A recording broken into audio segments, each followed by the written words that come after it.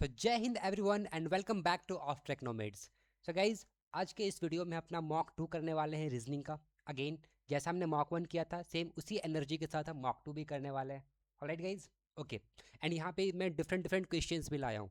Right, जैसे mock test upload हुआ है ना एफकेट के वेबसाइट पे, जो उन्होंने मॉक दिया है उसी के बेसिस पे मैंने दूसरे क्वेश्चंस क्रिएट भी करे हैं एंड उस कुछ कुछ क्वेश्चंस ऐड भी करे हैं। ऑलराइट, तो नए नए क्वेश्चंस आपको देखने को मिलेंगे इस वाले वीडियो में।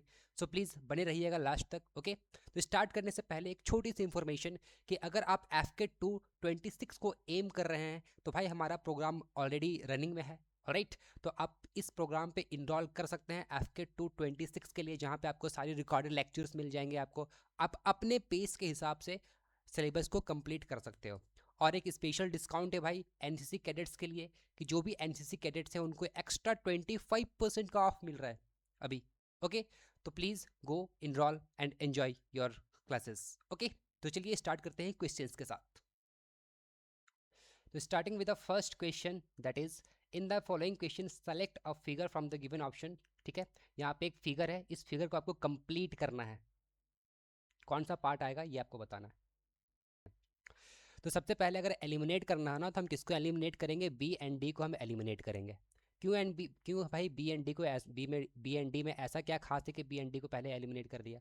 भाई ये जो है ना, ये ओवरलैपिंग इस क्वेश्चन में है ही नहीं। क्या है यहाँ पे ओवरलैपिंग? दिख रही है तुम्हें ओवरलैपिंग? है ही नहीं भाई, देखो यहाँ पे। Right, getting it? एंड ये जो पार्ट है, ठीक है, ये जो पार्ट है ये इस सर्कुलर पार्ट के नीचे है। एंड यहाँ पे देखो सर्कुलर, हाँ सर्कुलर पार्ट के नीचे है एंड यहाँ पे ऊपर में है, इसीलिए बी एंड डी सबसे पहले क्या हो जाएगा? एलिमिनेट हो जाएगा।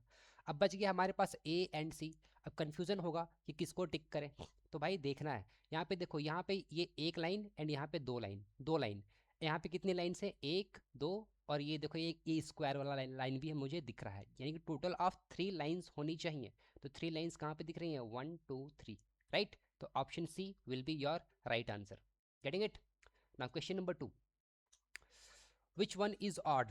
यहाँ पे 3 फिगर्स दिए गए हैं, सॉरी 4 फिगर्स दिए गए हैं। 4 फिगर में एक ऐसा फिगर है जो कि बाकी तीनों से मैच नहीं कर रहा है, उस फिगर को आपको पिक करना है। तो राइट आंसर इज क्या होगा इसका? इस ऑप्शन ऑप्शन नंबर डी। क्यों? क्योंकि यहाँ पे देखो, ये यहाँ पे एक्सट्रीम एंड पे है, एक यहाँ पे एक्सट्रीम एंड पे है। राइट, दोनों क्या है? एक्सट्रीम एंड्स पे हैं। देन अगेन यहाँ पे भी जो अपोजिट में है वो भी दोनों एक्सट्रीम एंड्स पे हैं। यहाँ पे भी देखो ये दोनों क्या एक्सट्रीम एंड्स में है भाई। लेकिन यहाँ पे ये देखो, ये सेंटर पे आ गया और ये एक एक्सट्रीम एंड पे है। राइट, तो एक तो हम ऐसे इसको एलिमिनेट कर सकते हैं कि ऑप्शन डी होगा। है कि नहीं बताओ? है कि नहीं बताओ? Right, okay. राइट आंसर इसका डी नहीं है भाई, राइट आंसर इसका सी है। ठीक है, देखो यहाँ पे 2 पॉइंट्स एक्सट्रीम पे है, एक सेंटर पे है। 2 पॉइंट्स एक्सट्रीम पे है, एक सेंटर पे है।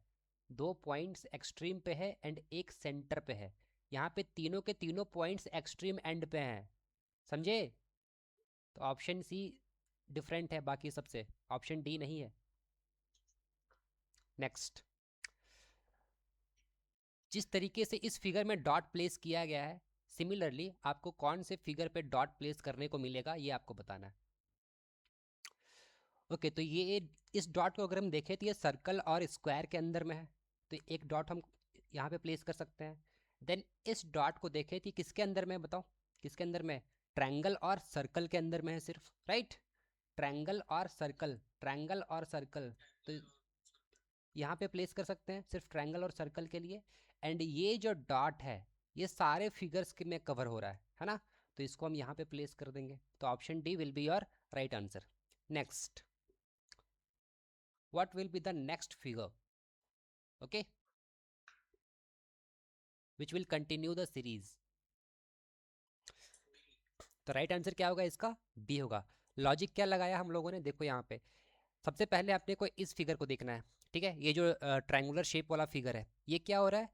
इस पे दो चीज़ें हो रही हैं। एक तो इसमें लैटरल इन्वर्जन हो रहा है, ठीक है, लैटरली भी इन्वर्जन हो रहा है, और एक वर्टिकल इन्वर्जन भी हो रहा है। Getting it? तो दोनों के दोनों एक ही साथ हो रहे हैं भाई। ठीक है, ऑलराइट। तो ये हमें कैसे पता चला कि लैटरल और वर्टिकल दोनों हो रहा है? हमें नेक्स्ट फिगर से पता चलेगा, क्योंकि इस वाली फिगर में क्लियर नहीं हो पाएगा कि लैटरल और वर्टिकल दोनों है, क्योंकि दोनों का सेम बनेगा मिरर इमेज। समझे क्या? इसीलिए हम क्या देखेंगे, नेक्स्ट वाले पे देखते हैं। नेक्स्ट किस पे हो रहा है, इस वाली फिगर पे हो रहा है, तो हम इस फिगर को एंड इस फिगर को देखेंगे। जब इसको तुम वर्टिकली इन्वर्ट करोगे, वर्टिकली इन्वर्ट करोगे तो ये कैसा दिखेगा, ये कुछ ऐसा दिखेगा, है ना, ये कुछ ऐसा दिखेगा। लेकिन जब तुम इसको लैटरली इन्वर्ट करोगे, यानी कि लेफ्ट राइट इन्वर्जन हो जाएगा, तो ये इस टाइप से दिखेगा, राइट। तो ऐसा क्या हो रहा है ना, हर प्रीवियस इमेज के साथ ऐसा हो रहा है। पहले नंबर 2 के साथ हुआ, फिर नंबर 1 के साथ हुआ, फिर इस वाले इमेज में क्या नंबर 3 के साथ हुआ, अब फिर से किसके साथ होगा, नंबर 1 के साथ होगा। ये दोनों एज इट इज रहेंगे, तो नंबर 1 फिर से क्या होगा, लेटरली और वर्टिकली इन्वर्ट हो जाएगा। तो option B will be your right answer. चलो next, brinjal food and vegetable, कौन सा वेन डायग्राम इसको सूट करेगा। तुम ब्रिंजल को क्या करते हो, खाते हो कि नहीं खाते हो, right. Brinjal is also consider in a food, right. Vegetables भी क्या होता है, वेजिटेबल्स भी किसको किसे बोलते हैं, कि वैसे जिन्हें हम खा सकें उन्हें हम क्या बोलते हैं, वेजिटेबल्स बोलते हैं भाई। ये भी क्या है, फूड है। एंड फूड में तो बहुत सारी चीज़ें आती हैं, उसके अंदर वेजिटेबल्स भी आते हैं, एंड वेजिटेबल के अंदर क्या आएगा, तुम्हारा ब्रिंजल आएगा। तो भाई the outer circle is for food, then second inner circle is for your vegetable, and the third inner circle is for your brinjal, समझे। the right answer is option number B, getting it। now question number 6, if every alternate letters starting from the left end of the word registration is written in the small letters, ध्यान से पढ़ो क्या बोल रहा है, every alternate letters, ठीक है, हर alternate letters को आपने को क्या करना है, स्मॉल लेटर्स में लिखना है। Rest all are written in capital letters. The new word thus form is reversed, जो नया वर्ड बना उसको क्या करना है, अपने को रिवर्स करना है, ठीक है। Which letter will be the fourth to the right of the letter, third from the left. तो सबसे पहले क्या करते हैं, रजिस्ट्रेशन को इसके अकॉर्डिंग लिखते हैं। Every alternate starting from the left and, है ना, कहाँ से स्टार्ट करना है अपने को, लेफ्ट एंड से स्टार्ट करना है। Getting it everyone. तो क्या करेंगे इसको, आर स्मॉल आ जाएगा, है ना, देन ई कैपिटल आ जाएगा, देन जी स्मॉल आ जाएगा, आई कैपिटल आ जाएगा, एस स्मॉल आ जाएगा, then T capital, then again R small, A capital, then again T small, I capital, O small and N capital, right. यही सीक्वेंस है अपना, है कि नहीं, बताओ। ओके अब इसे क्या करना है, अपने को रिवर्स करना है। तो रिवर्स करने की जरूरत नहीं, हम इधर से काउंट कर लेंगे, दोबारा क्यों लिखें हम, है कि नहीं, दोबारा हम क्यों लिखें, चलो लिख ही लेते हैं, कन्फ्यूजन हो जाएगा अदरवाइज, है ना। तो N O I, then T, then A, then R, then T, then S, then I, then G, then E and R. Alright, अब क्या बोल रहा है, which letter will be the fourth to the right of the letter third from the left. तो भाई which letter is third from the left, तो 1 2 3, I is third from the left. अब इसके फोर्थ राइट पे जाना है अपने को, तो फोर्थ राइट पे कौन बैठा हुआ है, 1 2 3 and 4, so capital T will be your right answer, समझे। Now next question, find the next number in the given series. इस सीरीज में आपको नेक्स्ट नंबर फाइंड आउट करना है। तो भाई 5 एंड 27, तो फर्स्ट इंस्टेंस में दिमाग में ये क्लिक करेगा कि 27 तो क्यूब होता है 3 का, है ना, बट ये 129 का क्या, सिर्फ एक क्लिक करने से काम तो चलेगा नहीं, इसलिए हमें एक परफेक्ट लॉजिक चाहिए होता है। तो परफेक्ट लॉजिक हम यहाँ पे लगाते हैं, ये 5 है और ये 5 के स्क्वायर के करीब भी है ना। तो इस 5 को हम लिख सकते हैं 5 to the power 1 plus of 0। Then इस 27 को हम कैसे लिख सकते हैं, 27 को हम लिख सकते हैं that is 5 to the power square plus of 2, right. लिख सकते हैं कि नहीं लिख सकते हैं, बताओ। ओके और अगर इस 129 को देखो तो ये 5 के क्यूब के नज़दीक है ना। तो 5 इस 129 ना, 129 को हम कैसे लिख सकते हैं, 5 का क्यूब, 5 का क्यूब कितना होता है 125, 125 प्लस ऑफ 4। अब हमें यहाँ पे एक पैटर्न देखने को मिल रहा है, पैटर्न ये है कि 5 to the power 1, 5 to the power 2, 5 to the power 3, next क्या आएगा 5 टू द पावर 4 आएगा भाई, उसके बाद प्लस 0 2 प्लस 4, नेक्स्ट क्या आएगा प्लस ऑफ 6, राइट। एंड फिर उसके नेक्स्ट वाले टर्म पे क्या आएगा 5 to the power 5 plus of यहाँ पे क्या आ जाएगा 8 आ जाएगा, राइट। यही अपना लॉजिक है। तो बताओ 5 to the power 5 कितना होगा? तो देखो 5 to the power 4 कितना होता है? 625 होता है। एंड 625 को एक बार और 5 से मल्टीप्लाई करेंगे तो भाई जो भी आएगा हमारा आंसर, तो 5 5 यहाँ पे 25 ही आएगा। एंड उसमें हमें क्या ऐड करना है? 8 ऐड करना है। तो जब इसमें हम 8 को ऐड कर देंगे तो हमारा एंड रिजल्ट जो हमारा वंस प्लेस पे आएगा वो कितना आना चाहिए? 3 आना चाहिए। तो 3133 will be your right answer. समझे क्या everyone? Next question, rearrange the given jumbled up letters in their natural sequence and find the odd one out. तो जब इसको हम अनस्क्रैम्बल करेंगे तो ये क्या बन करके आएगा हमारे पास? ये बन के आएगा हमारे पास मेलबर्न, राइट? मेलबर्न बन के आएगा। देन ये क्या बन के आएगा हमारे पास? दैट इज कैनबेरा, है ना? ये क्या बन के आएगा? सिडनी। एंड ये क्या बन के आएगा हमारे पास? मॉस्को। तो भाई बात करें अगर हम मेलबर्न की, कैनबेरा की एंड सिडनी की, तो ये तीनों के तीनों कौन से कहाँ पे हैं? ये तीनों के तीनों ऑस्ट्रेलिया में, राइट? कहाँ पे है? ऑस्ट्रेलिया में। जबकि मॉस्को की बात करें तो ये कहाँ की है? ये रशिया में है। Okay, alright. Next, Vijay traveled 10 meter toward the northeast and reached point B. Then he turns right, travels 10 meter and reached point C. Again he turns right, travels 10 meter and reaches point D. At last he turns right and travels 20 meter to point E. With respect to his starting point or position, in which direction is point E? तो रवि ने कहाँ से start किया है भाई? सबसे पहले इसने नॉर्थ ईस्ट की तरफ गया है, ठीक है?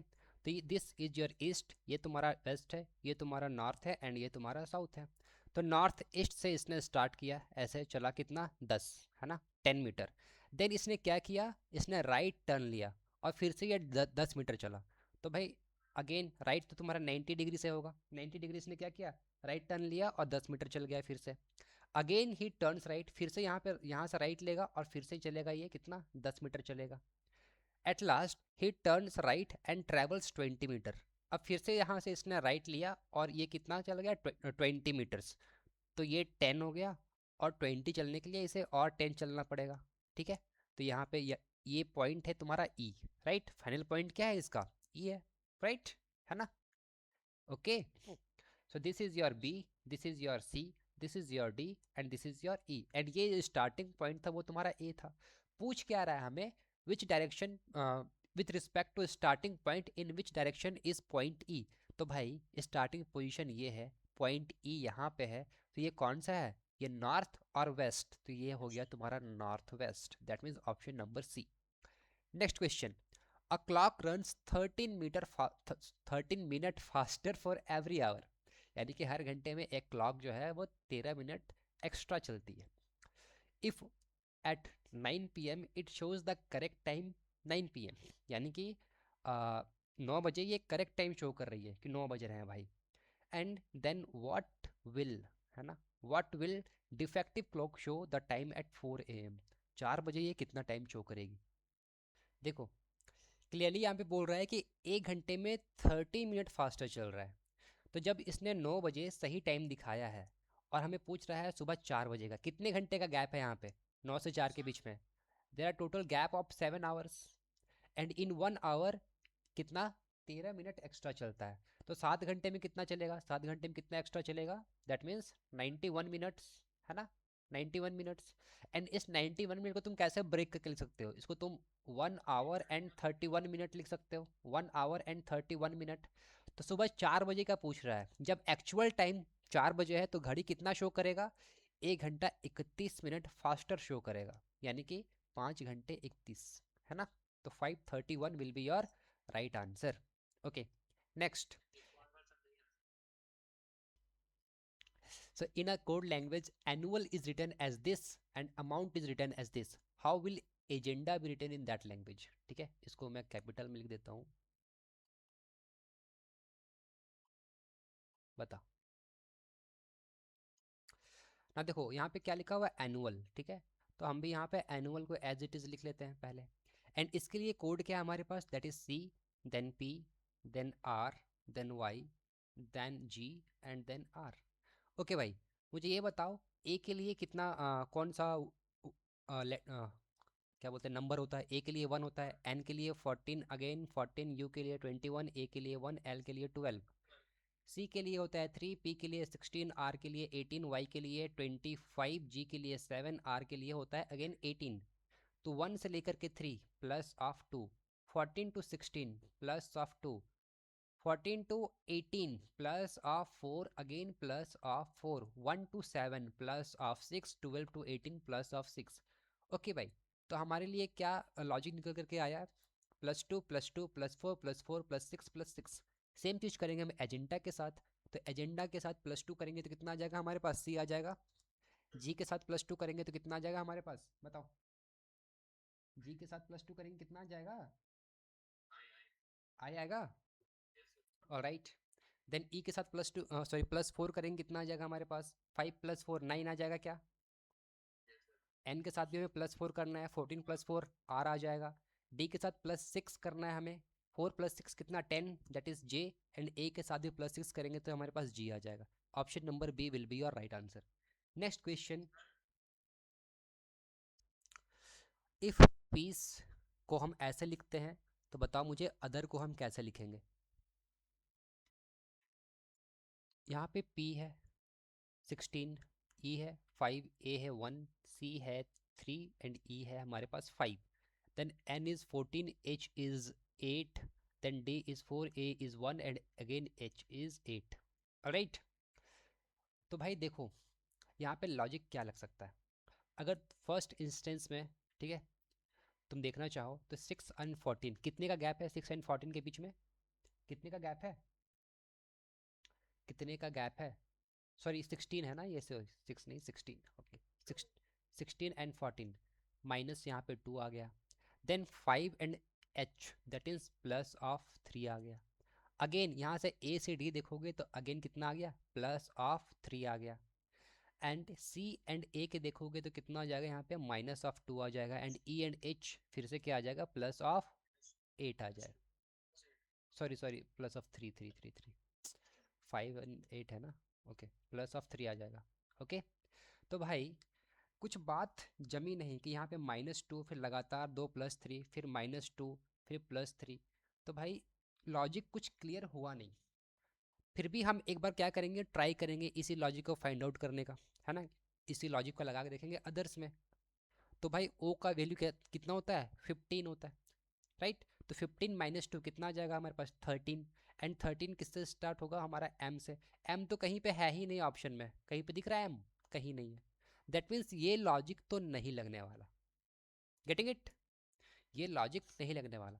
तो लॉजिक यहाँ पे ये है गाइज कि जो भी तुम्हारे वोवेल्स हैं एंड जो भी तुम्हारे कॉन्सोनेंट है उन पे अलग अलग नंबर्स अप्लाई किए जा रहे हैं, अलग अलग ऑपरेशंस किए जा रहे हैं।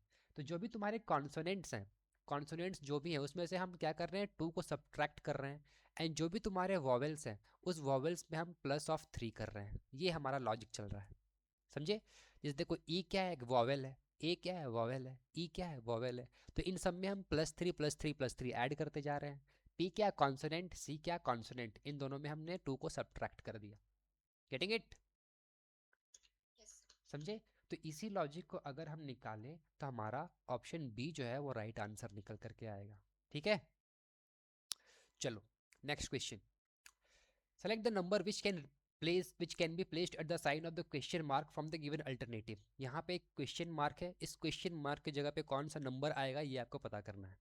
ये आपके पास दो एग्जाम्पल्स हैं, इसी एग्जाम्पल्स को यूज़ करके आपको थर्ड पे बताना है। 10 और 9 इन दोनों को मल्टीप्लाई करेंगे तो हमारे पास 90 आएगा। एंड 8 एंड 7 इन दोनों को मल्टीप्लाई करेंगे हमारे पास कितना आएगा, 56 आएगा। तो 90 में अगर 56 को माइनस कर दें तो कितना आ जाएगा हमारे पास, 41 आ जाएगा, राइट। सॉरी सॉरी सॉरी, एक मिनट 41 नहीं 34 हमें इस पे करना है ना, 34 है ना। ऑलराइट, तो 90 में 56 को माइनस करें कितना आ जाएगा हमारे पास, 34 आ जाएगा। देन 12 एंड 8 इन दोनों को मल्टीप्लाई करेंगे कितना आ जाएगा हमारे पास, 96 आ जाएगा। एंड 96 में अगेन 8 × 7 कितना, 56 माइनस कर देंगे कितना आ जाएगा हमारे पास, 40 आ जाएगा। सेम लॉजिक को लगा करके हम यहाँ पे भी अप्लाई करेंगे भाई। 11 एंड 7 कितना आ जाएगा हमारे पास, 77 एंड 9 एंड 4 कितना आ जाएगा हमारे पास 36। तो 77 माइनस ऑफ 36 कितना आ जाएगा हमारे पास 41, राइट? समझे? ओके भाई। Next, 6 person A, B, C, D, E and F are sitting in a straight line, not necessarily in the same order, facing north. facing north यानी कि 6 लोग बैठे हुए हैं भाई, एंड सबका फेस जो है वो नॉर्थ के डायरेक्शन में है, ठीक है? अब आगे का क्वेश्चन पढ़ो एंड सॉल्व करो।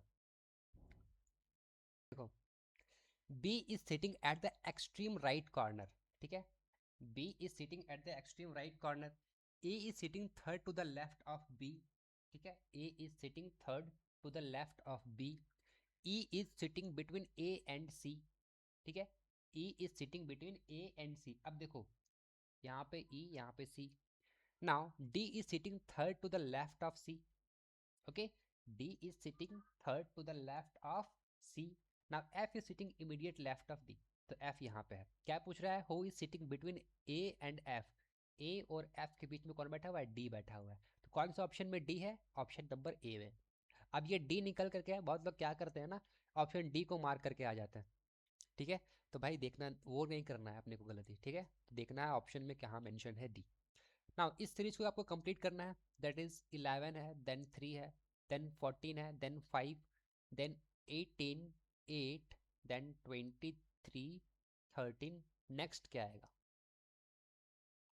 कि जब भी आपको ऐसा नंबर दिखे ना कि एक बढ़ रहा है, घट रहा है, बढ़ रहा है, घट रहा है, तो यहाँ पे ना हमेशा डबल सीरीज चलती है, ठीक है? हमेशा यहाँ पे डबल सीरीज चलती है। जैसे देखो, ये 11 को देखो, 14, 18, 23। अब नेक्स्ट यहीं पे इसी सीरीज पे जो भी आएगा, है ना? तो 11 से 14 गए, कितना आ गया हमारा? प्लस ऑफ 3 आ गया। देन 14 से 18 गए, हमारा प्लस ऑफ 4। देन 18 से 23 प्लस ऑफ 5, तो 3 प्लस 4 प्लस 5। नेक्स्ट क्या आएगा बच्चा? प्लस ऑफ 6 आएगा, है ना? तो 23 प्लस ऑफ 6 कितना आ जाएगा यहाँ पे? 29 आ जाएगा, ठीक है? Okay. In a certain code language, float is written as this, tribe is written as this. How will garden be written in that language? हमारे पास पहला वर्ड है फ्लोट, जिसके लिए हमने वॉन्जे लिखा हुआ है, WONZI। ओके, सबसे पहले क्या करना है अपने को? नंबरिंग करनी है। 6, it is 12, it is 15, 1 and it is 20. Again it is 23, it is 15, 14, 26 and it is 9. Similarly tribe की भी नंबरिंग करेंगे हम। 20, it is 18, it is 9, 2 and 5। D के लिए 4, 21, again 8, then 5 and 23। Okay, alright. तो पहले हम एक लॉजिक निकालेंगे, फिर उसको दोनों को कंफर्म करेंगे, ठीक है? ऑलराइट। तो भाई यहाँ पे देखो, यहाँ पे सबसे पहले वॉवेल्स एंड कॉन्सोनेंट्स को अलग करो। यहाँ पे वॉवेल्स कौन कौन से हैं? O and A, right? And in दोनों के लिए हम देखते हैं कि इन दोनों में क्या हो रहा है। तो 15 से 14 आ गया, यानी कि माइनस ऑफ 1 आ गया। A से Z आ गया, अगेन माइनस ऑफ 1 आ गया। क्या ये सेम चीज इस वाले पे भी हो रहा है? इसे भी हम कंफर्म करेंगे। यहाँ पे वॉवेल्स कौन कौन से हैं हमारे पास? I and E। तो 9 से 8 आ गया, अगेन माइनस ऑफ 1। एंड 5 से यहाँ पे कितना? W आ गया। 5 से यहाँ पे W आ गया। तो भाई क्या 5 का -1 मौजूद है नीचे वाले पे? 5 का -1 मौजूद है। यहाँ पे देखो 5 है एंड यहाँ पे देखो D है 4। यस, मौजूद तो है, लेकिन ठीक इसके नीचे नहीं है ना? ठीक इसके नीचे नहीं है। दैट मीन्स ये इसको हमने यहाँ पे प्लेस कर दिया, राइट? इसको हमने यहाँ पे प्लेस कर दिया। यानी कि जो भी हमारा यहाँ से ये लॉजिक निकल करके आया कि जो भी हमारे एक्सट्रीम एंड्स पे बैठे हुए हैं, एक्सट्रीम एंड्स पे बैठे हुए हैं, उसको हमें इंटरचेंज करके लिखना है ना? क्योंकि देखो यहाँ के टी के लिए कितना 23 लिखा हुआ है ना? यहाँ पे देखो टी एंड यहाँ पे 23, यहाँ पे भी देखो ये टी एंड यहाँ पे भी देखो 23। तो यहाँ से ये लॉजिक निकल करके आ रहा है ना कि जो एक्सट्रीम एंड्स पे बैठे हैं उनको हमें इंटरचेंज करना है, बस एक्सट्रीम एंड्स के साथ, राइट? तो इसको हमने इंटरचेंज कर दिया। सिमिलरली यहाँ पे t प्लस 3 करके इंटरचेंज कर दिया एंड f प्लस 3 करके हमने यहाँ पे इंटरचेंज कर दिया। क्या ये बात क्लियर है? पहले ये बताओ। यानी कि कॉन्सोनेंट के साथ हम +3 कर रहे हैं एंड वॉवेल्स के साथ हम -1 कर रहे हैं, राइट? एंड जो एक्सट्रीम एंड्स पे बैठे हैं, चाहे वो कॉन्सोनेंट हो चाहे वो वॉवेल हो, उसको हमें इंटरचेंज करके लिखना है। बस इतनी सी बात है। क्या ये बात क्लियर है एवरीवन? क्लियर है? ओके। तो मुझे ये बताओ अब गार्डन के साथ कैसे लिखेंगे। तो ये सबसे पहला वर्ड क्या है, जी। तो जी के लिए वैल्यू होती है 7 एंड इसको जब इंटरचेंज करके लिखेंगे तो हम यहाँ पे क्या 10, दैट मीन्स जे। तो लास्ट वर्ड तो जे आना चाहिए, तो सब में सारे ऑप्शन में जे है भाई। एंड सारे ऑप्शन में फर्स्ट वर्ड क्यू है तो सब में क्यू है। तो हम फर्स्ट एंड लास्ट को चेक ही नहीं करेंगे, चेक नहीं करना है। क्या करना है, ए क्या है तुम्हारा, एक वॉवेल है। वॉवेल के साथ क्या करना, -1 सेकेंड लेटर जेड होना चाहिए। तो यहाँ पे देखो, यहाँ पे डी है तो ये ऑप्शन एलिमिनेट हो गया, बाकी सब में जेड है। उसके बाद आर, आर प्लस ऑफ 3, तो 18 19 20 21 थर्ड लेटर यू होना चाहिए। तो यहाँ पे यू है, यहाँ पे भी यू है, यहाँ पे क्यू है, ऑप्शन एलिमिनेटेड ना। फोर्थ वाले पे देखते हैं, that means D. D plus 4 कितना, एच आ जाएगा। तो एच हमारा यहाँ पे है, ऑप्शन बी। तो option B will be your right answer. क्या ये बात क्लियर है everyone? Clear? Okay, next question. Four letter cluster have been given, out of which three are alike in some manner and one is different. Select the letter cluster that is different. तो भाई यहाँ पे देखो, P की value होती है 16, J की value होती है 10 एंड V की वैल्यू होती है 22, यानी कि -6 एंड +12, राइट। सिमिलरली R की वैल्यू होती है 18, L की वैल्यू होती है 12, X की वैल्यू होती है 24, -6 एंड +12, राइट, +12। M की वैल्यू होती है 13, H की वैल्यू होती है 8 एंड T की वैल्यू होती है 20, तो -5 एंड +12। भाई जब दो का -6 आ चुका है एंड एक का -5 आ रहा है, दैट मीन्स यही चोर है, ठीक है। तो option C will be your right answer, यही डिफरेंट है। Okay, next. In the following question 4 words have been given, out of which 3 are alike. Okay, same same question है, बताओ। आकाश, अनंत शस्त्र, मैत्री एंड अस्त्र।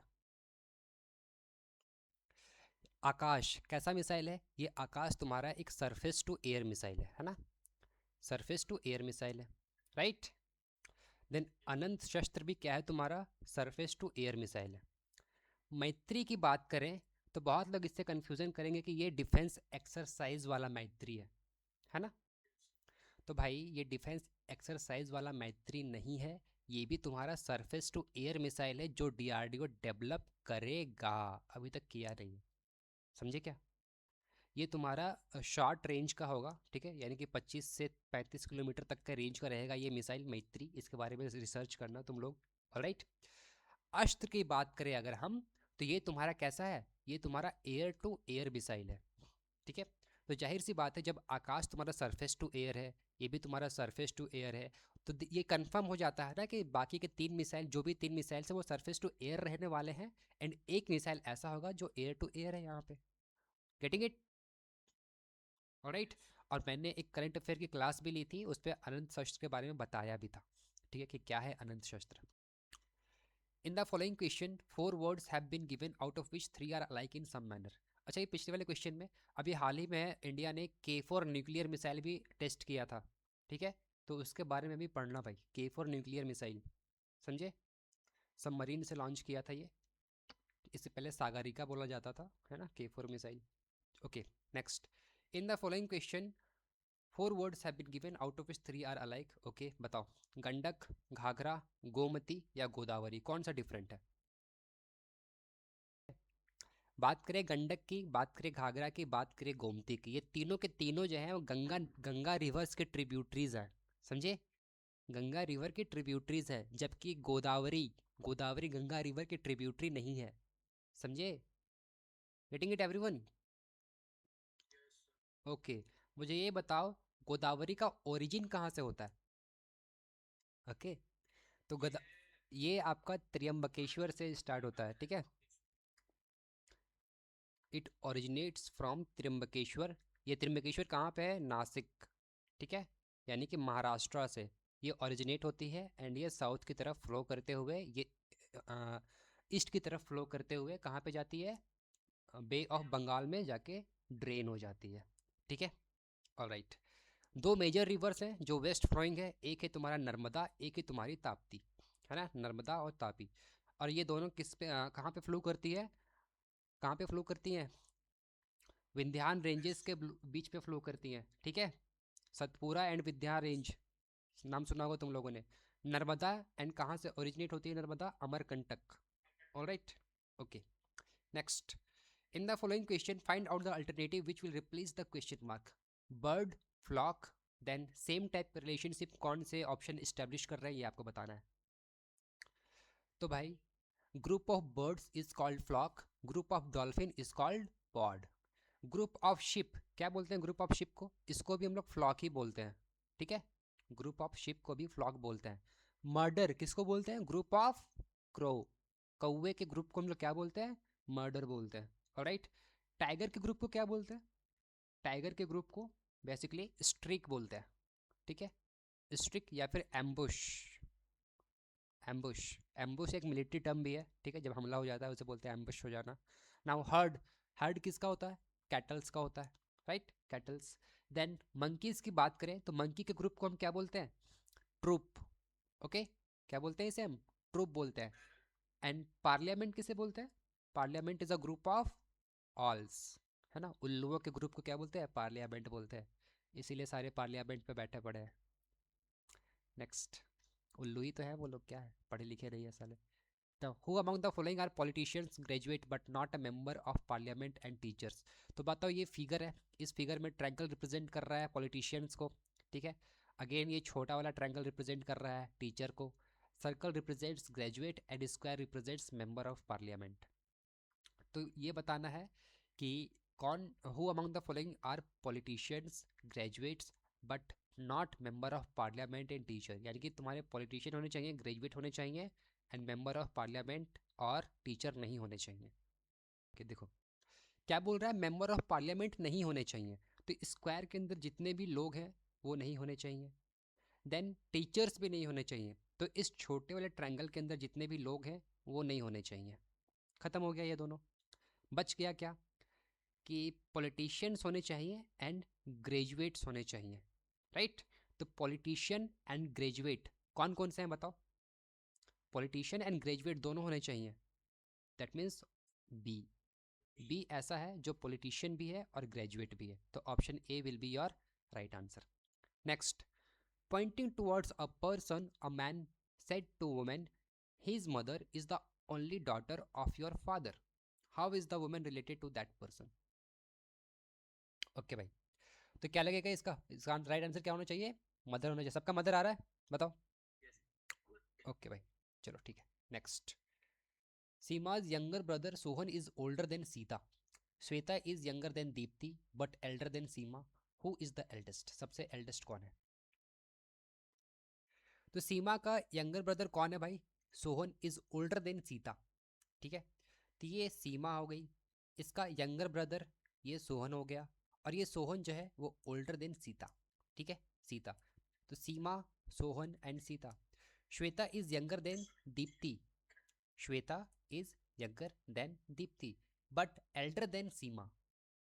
तो श्वेता भाई यहाँ पे आ जाएगी, है ना, ये यहाँ पे श्वेता आ गई। एंड क्या बोल रहा है, Shweta is younger than Dipti but elder than Seema, यानी कि सीमा से एल्डर है लेकिन दीप्ति से यंगर है, तो दीप्ति और भी आगे आ जाएगी भाई। तो who is the eldest, eldest is Deepti, option D. Next, if apple is called orange, orange is called banana, banana is called guava, and guava is called blueberry, then which of the following is rich in vitamin C? The right answer is, the right answer is,